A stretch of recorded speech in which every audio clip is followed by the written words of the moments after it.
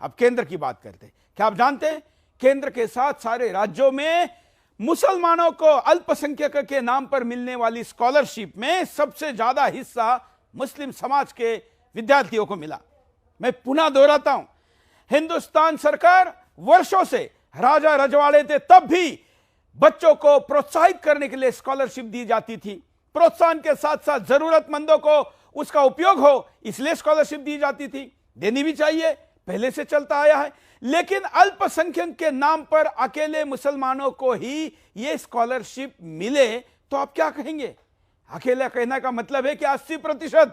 अब सोचिए 80% को मैं अकेला कहूं या ना कहूं, देश की 18% आबादी या 2011 की जनगणना में जो 14% आबादी है उसको 80% स्कॉलरशिप और देश की 80% आबादी को 5%, क्या कहेंगे? पूरा मामला देखिए।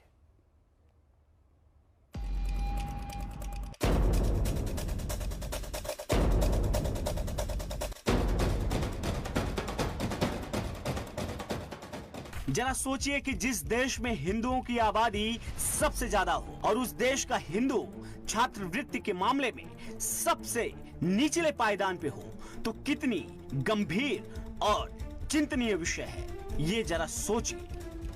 हिंदू बाहुल देश होने के बावजूद हिंदुस्तान में अगर स्कॉलरशिप के मामले में हिंदू छात्र सबसे पीछे हैं तो वो बेहद गंभीर विषय है।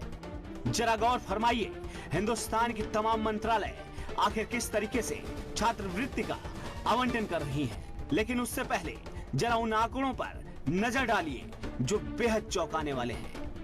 2019 के स्कॉलरशिप की बात करें तो 80% स्कॉलरशिप सिर्फ और सिर्फ मुस्लिम छात्रों को दी गई, जबकि बाकी 20% का स्कॉलरशिप अन्य धर्म के छात्रों को दी गई, जिसमें 7.5% ईसाई को, 5% सिख को और 4.7% हिंदुओं को।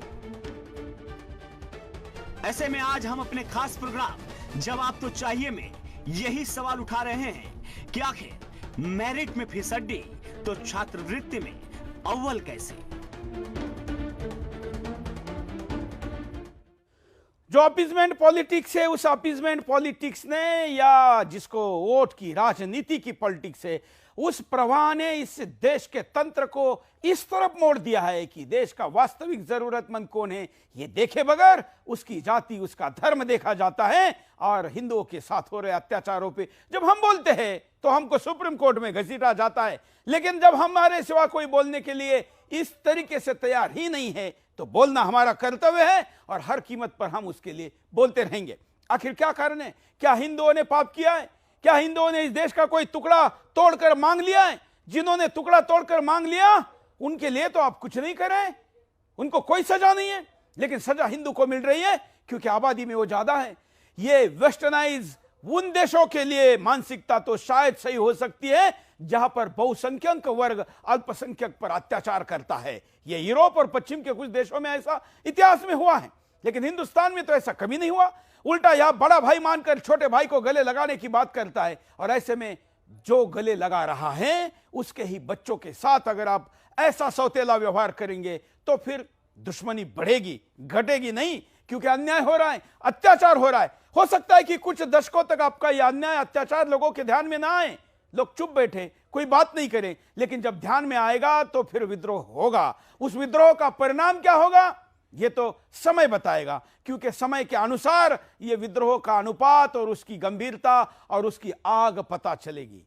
मैं आग लगाने की बात नहीं कर रहा हूं, एक भविष्यवाणी कर रहा हूं पत्रकार के नाते कि अत्याचार की हदें जब पार हो जाती है तो निश्चित तौर पर विद्रोह होता है। आखिर हिंदुओं के बच्चों ने क्या पाप किया है कि वो आबादी में इतने बड़े प्रतिशत में होने के बावजूद उनको 5% ही स्कॉलरशिप क्यों?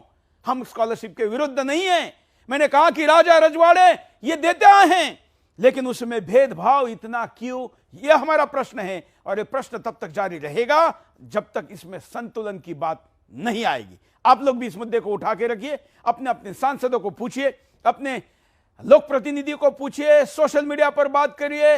हो सकता है कि कई बार देश के नेतृत्व को, सरकार के मुख्य लोगों को ये बातें पता नहीं होती, क्योंकि पीछे से बहती हुई गंगा आगे वैसे ही चल रही है जैसे उत्तराखंड के मुख्यमंत्री ने कल बताया कि उसके राज्य में 50,000 रुपए केवल दूसरे धर्म के, मतलब मुसलमान अगर किसी आदिवासी लड़की से शादी करे या वनवा पहाड़ी लड़की से शादी करे तो उसको दिए जाते थे।